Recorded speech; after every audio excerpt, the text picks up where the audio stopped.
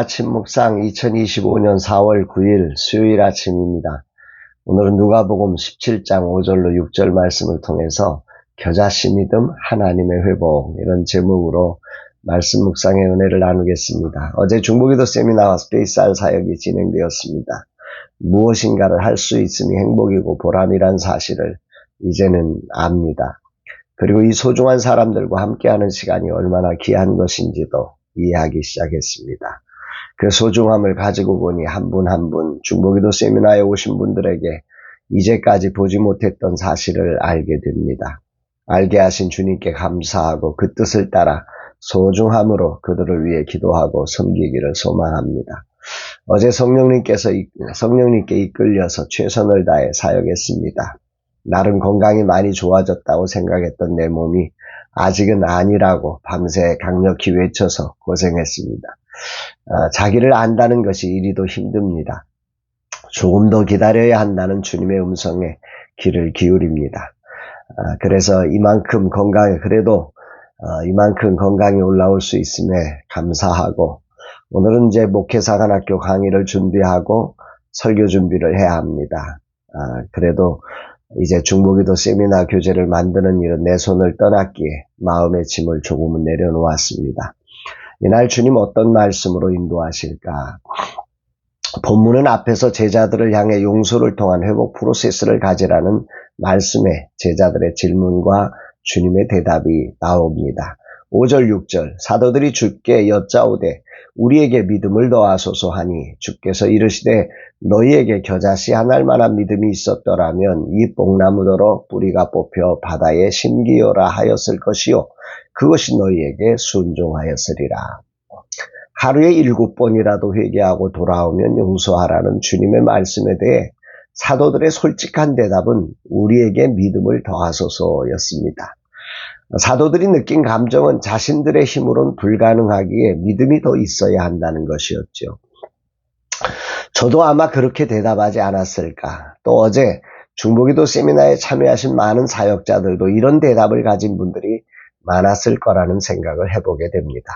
목회사관학교에 있는 사역자들도 동일하지요. 물론 오늘을 살아가는 그리스도인들 중 이런 질문을 가진 이들이 많을 것입니다. 여기에 대해 주님은 놀라운 대답을 하십니다.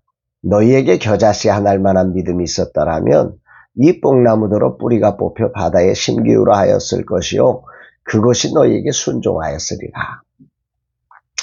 오늘 이 말씀이 큰 도전과 감동으로 저에게 다가옵니다. 이 말씀을 이해하기 위해서는 겨자씨 하나일 만한 믿음이 있었더라면이라는 이 구절에 대한 정확한 해석이 필요하다 생각이 됩니다. 헬라어 문법적으로 해석하면 그래 너희 믿음이 너무 작아서 안 되는구나 이런 뜻이 아닙니다. 이 뜻의 정확한 해석은 진짜 믿음이 무엇인지 네가 아직 모르고 있구나. 그런 믿음이 있었다면 너희도 불가능을 명령하고 순종케 했을 거야. 이렇게 말씀하신 겁니다. 겉으로 분명 예수님을 믿고 따르고 있지만 믿음의 실체를 온전히 이해하지 못하고 있는 제자들의 모습을 주님이 보신 것입니다. 중요하기에 다시 정리해보면 믿음 자체가 없다는 말이 아닙니다. 분명 믿음이 있습니다. 다만 믿음을 여전히 인간적 척도로 판단하려 했고 어떻게 믿음을 사용하는지를 잘 모르고 있다는 말입니다. 그러면서 예수님은 믿음은 양의 문제가 아니야. 믿음은 방향과 본질이 중요해. 이렇게 가르치십니다. 겨자씨 하나일 만한 믿음이 있어도 돼. 하나님을 신뢰하는 진정한 믿음이 얼마나 큰 일을 할 수 있는지를 보여주시는 장면입니다. 사도들의 질문은 현실을 마주한 인간이 드릴 수 있는 솔직한 고백이었습니다. 오늘 우리의 고백이기도 하지요. 여기서 예수님께서 말씀하시는 이 말씀을 정말 우리의 가슴으로 들어야 합니다. 예수님께서는 믿음은 세상의 양적 평가 기준으로 잴 수 없다. 단언하시는 것입니다. 이 믿음, 하나님이 주신 믿음은 신뢰와 순종이라는 관계 안에서만 살아 움직이는 거다 말씀하십니다. 오늘 하나님의 은혜를 통해 주어진 선물로서의 믿음은 하나님을 신뢰하며 순종할 때 엄청난 역사를 만들어낸다는 거죠. 그러므로 제자들의 문제는 믿음의 양이 아니라 살아있는 믿음, 순종할 수 있는 믿음이었다는 말입니다. 하루에 7번씩 용서하는 것은 더 많은 믿음이 필요한 것이 아닙니다. 하나님을 신뢰하는 믿음이면 충분합니다. 오늘 예수님은 믿음을 더해달라는 제자들의 요청에 이렇게 답하시지요. 하나님께서 은혜로 주신 믿음은 겨자씨같이 작아 보여도 하나님을 신뢰하여 순종할 때 불가능을 가능케 하는 거야. 이렇게 외치신 겁니다. 오늘 주님 저에게 무슨 말씀을 하실까요? 하루 7번씩 회개하고 돌아와 용서를 구하는 현실은 정말이지 인간적으로 도저히 이해가 되지 않는 상황입니다. 세상적 가치로 볼 때 이해할 수도 없을 뿐 아니라 이해할 가치조차도 없지 않아요. 극단적으로 보면 정신병 수준입니다. 하루에 7번이라뇨. 그런데 예수님은 하나님 나라 회복 프로세스를 위해 그런 사람도 용서하라 말씀하셨습니다.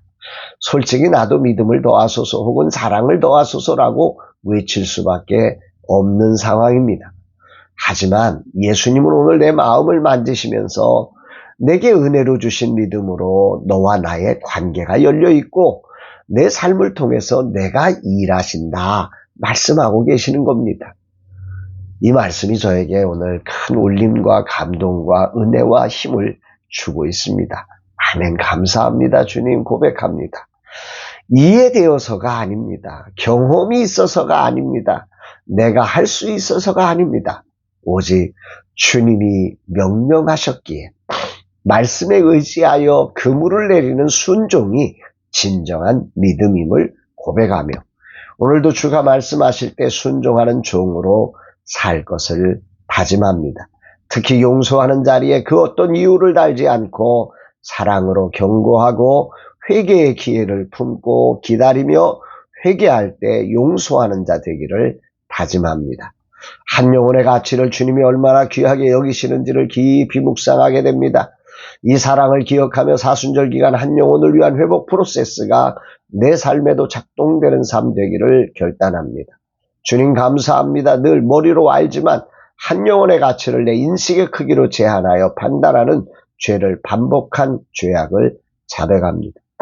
주님이 한 영혼 얼마나 크게 여기시며 또 그 일을 위해 내게 얼마나 큰 은혜를 베푸셨는지를 기억하며 주신 믿음을 가지고 오늘도 하나님 나라 회복 프로세스가 작동되는 삶의 하루가 되게 하소서. 오늘도 잘못된 것을 사랑과 친절함으로 경고할 수 있게 하옵소서. 회개를 기대하고 기도할 수 있게 하소서. 그리고 회개할 때 하루에 7번이라도 용서할 수 있는 주님의 능력이 나타나는 삶 되게 하옵소서. 고백합니다.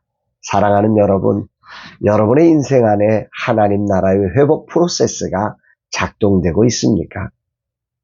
오늘 우리는 그런 나는 믿음이 없어 못해요. 나한테 믿음과 사랑을 더해주세요. 이렇게만 기도하던 우리들에게 예수님은 이 말씀을 통해서 내가 너에게 준 믿음은 얼마든지 이것을 가능하게 할 수 있단다. 네가 이것을 믿고 순종할 때 내가 일할게. 내가 함께 할 거야. 내가 도와줄게. 말씀하시며 우리를 믿음의 거룩한 본질 속으로 우리를 초대하고 계신다 생각합니다. 오늘 이 말씀을 통해서 이 사순절 기간 동안 하나님 나라의 회복 프로세스가 우리의 삶 속에 작동되어지는 그래서 하나님이 하신 놀라운 일을 함께 경험하고 하나님을 찬송하는 모두가 되기를 주의 이름으로 축복합니다. 사랑합니다, 여러분.